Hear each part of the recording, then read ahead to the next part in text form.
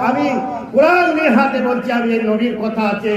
আল্লাহ বলছে যে নবীকে মানবে, যে রাসূলকে মানবে, যে কোরআনকে মানবে, সে জান্নাতে যাবে। সুবহানাল্লাহ।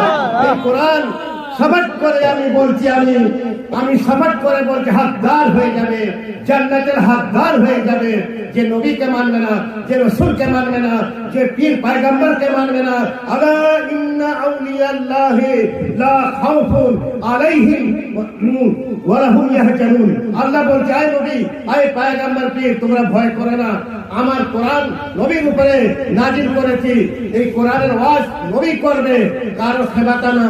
পীর আউলিয়া আল্লাহকে খেমাতে দিচ্ছি আর নবীকে খেমাতে দিচ্ছি। সেই কোরআন হাতে নিয়ে সাবাত করে আমি বলছি, যত মুসলমান আছে, মা বোন সবাই দেখে যান। যে নামাজ পড়বে, যে রোজা রাখবে, যে হজ করবে, যে যতটা পারে, চাপ নেই, যে যতটা পারে